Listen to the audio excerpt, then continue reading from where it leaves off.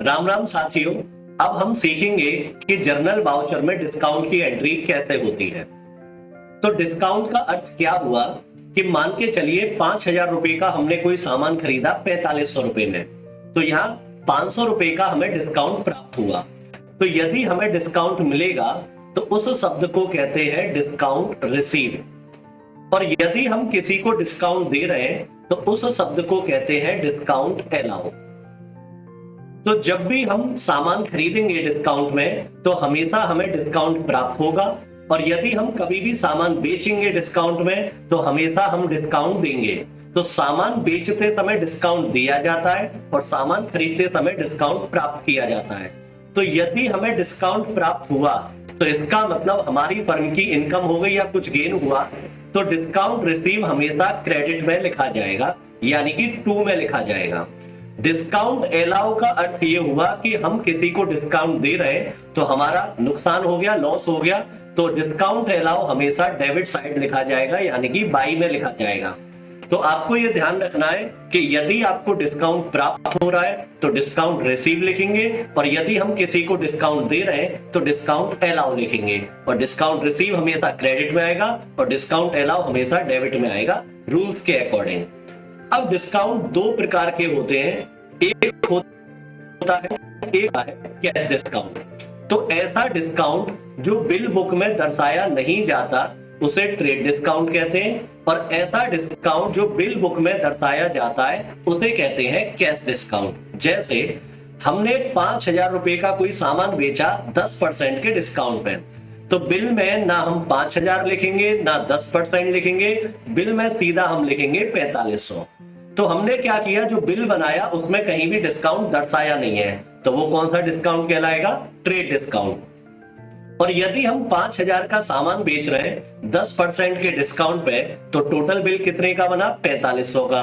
तो अब हमने जो बिल बनाया उसमें सामान की मेन वैल्यू, डिस्काउंट और फिर उसके बाद टोटल अमाउंट डिस्काउंट काट के दर्शाया। तो जिस बिल में डिस्काउंट दर्शाया जाए उसे कैश डिस्काउंट कहते हैं, और जिसमें डिस्काउंट ना दर्शाया जाए उसे ट्रेड डिस्काउंट कहते हैं। तो इन दोनों डिस्काउंट की एंट्री हम लोग परचेज और सेल के माध्यम से सीखेंगे। तो चले आगे देखते हैं। तो आपके सामने ये दो ट्रांजैक्शन है, यानी कि क्या हो रहा है, 4 जुलाई को हमने 1,000 रुपए का सामान खरीदा 10% के ट्रेड डिस्काउंट पे, और इसी में नीचे दे रखा है 4 जुलाई को हमने 1,000 का सामान खरीदा 10% के कैश डिस्काउंट पे। तो यहां हमने ट्रेड डिस्काउंट और कैश डिस्काउंट इसलिए लिया है ताकि हम दोनों में कंपैरिजन कर सकें कि ट्रेड डिस्काउंट की एंट्री परचेज में कैसे होगी और कैश डिस्काउंट की एंट्री परचेज में कैसे होगी। तो चलिए देखते हैं। तो अभी हम यहाँ डिस्काउंट को नहीं मान रहे कि डिस्काउंट दिया हुआ है। अभी हम क्या देखें कि हमने 1,000 का सामान खरीदा, तो आपको बताया था रूल्स के अकॉर्डिंग कि जो कुछ फर्म में आएगा वो डेबिट में लिखना है और जो कुछ फर्म से जाएगा वो क्रेडिट में लिखना है। तो फर्म में क्या आया, सामान आया और कैश चला गया। तो यहां हमने तारीख लिखी 4/7/2024। तो फर्म में क्या आया, सामान, क्योंकि हमने खरीदा है, तो बाई में लिखा जाएगा परचेज अकाउंट। अभी हम लोग इसके सामने अमाउंट नहीं लिख रहे क्योंकि वो आगे बताऊंगा आपको। तो बाई में हमने क्या लिखा, परचेज अकाउंट, क्योंकि हमने सामान खरीदा। अब हमारे पास से जा क्या रहा है, कैश। तो जो चीज हमारे पास से जाएगी वो क्रेडिट में लिखनी है, तो टू में हमने लिखा कैश अकाउंट। चूंकि यहाँ पे ट्रेड डिस्काउंट लिखा हुआ है तो अब हम डायरेक्ट यहाँ 1,000 रुपए नहीं लिखेंगे, क्योंकि 1,000 का 10% कैसे निकालेंगे हम लोग कि 1,000 गुणा 10/100। तो ये कट के कितना आया, 100। तो 1,000 में से 100 रुपए लेस हुए तो बचा क्या, 900। यानी कि ये 1,000 रुपए का सामान हमें 900 रुपए का पड़ा है। तो अब यहाँ ट्रेड डिस्काउंट है तो हमें यहाँ डिस्काउंट दर्शाना नहीं है, तो आपको सीधा क्या करना है, अमाउंट लिखना है यहाँ पे 900 रुपए। तो ये एंट्री कैसे होगी, बाई परचेज अकाउंट 900 रुपए टू कैश अकाउंट 900 रुपए। तो देखते हैं कि यहाँ हमें डिस्काउंट दर्शाना नहीं है, डिस्काउंट हो गया ट्रेड डिस्काउंट। अब इसी में नीचे देखते हैं कि हम 1,000 रुपए का सामान खरीद रहे हैं। तो यहाँ हमने तारीख डाली 4/7/2024, सामान खरीद रहे हैं, तो सीधी सी बात है बाई में परचेज आएगा, तो हमने लिखा बाई में परचेज अकाउंट, और टू में हमने लिखा कैश अकाउंट क्योंकि पैसा हमारे पास से जा रहा है। अब यहाँ कैसे डिस्काउंट लिखा हुआ है, तो अब हमें डिस्काउंट दर्शाना है। तो यहाँ परचेज के सामने तो वो वैल्यू लिखी जाएगी जितने रुपए का हम सामान खरीद रहे हैं। तो सामान कितने का है, 1000 रुपए का। कैश कितना जा रहा है हमारे पास से, 900 रुपए। तो अब हमारा फायदा हुआ या नुकसान? भाई 1000 का सामान आप खरीद रहे हो तो आपका क्या हुआ, 100 रुपए का फायदा हुआ। ठीक, तो फायदा हुआ तो आपको बताया था क्या करना है, डिस्काउंट रिसीव। और डिस्काउंट रिसीव हमेशा कहां लिखा जाएगा, टू में। तो टू में हमने लिखा डिस्काउंट रिसीव अकाउंट और इसके सामने लिखा जाएगा 100 रुपए। तो अब आप देख सकते हैं कि सामान तो हमने यहां भी 1000 रुपए का खरीदा और सामान यहां भी 1000 रुपए का है। फर्क इतना है कि ये ट्रेड डिस्काउंट में खरीदा और ये हमने कैश डिस्काउंट में। तो यहां डिस्काउंट हमने दर्शाया नहीं है और यहां डिस्काउंट हमने दर्शाया है। तो जब भी परचेज के क्वेश्चन में ट्रेड डिस्काउंट या कैश डिस्काउंट की एंट्री होगी तो आपको इस प्रकार से करनी है। तो अब देखते हैं सेल की एंट्री।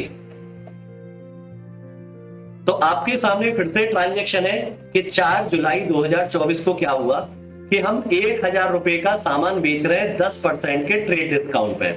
और इसमें क्या कह रहा है कि 4 जुलाई को 1000 का सामान बेच रहे हैं 10% के कैश डिस्काउंट पे। तो अब ट्रेड डिस्काउंट है तो हमें डिस्काउंट दर्शाना नहीं है और कैश डिस्काउंट है तो हमें डिस्काउंट दर्शाना है। तो अब हम सामान बेच रहे हैं तो हो क्या रहा है, हमारे पास कैश आ रहा है और सामान जा रहा है। तो जो चीज आएगी वो बाई में लिखनी है।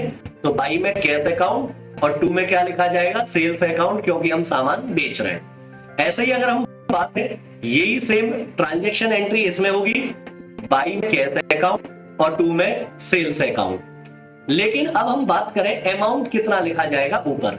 तो आपको बताया था कि जब भी ट्रेड डिस्काउंट आएगा तो जो वैल्यू दी हुई है उसमें से डिस्काउंट काट के आपको लिखना है।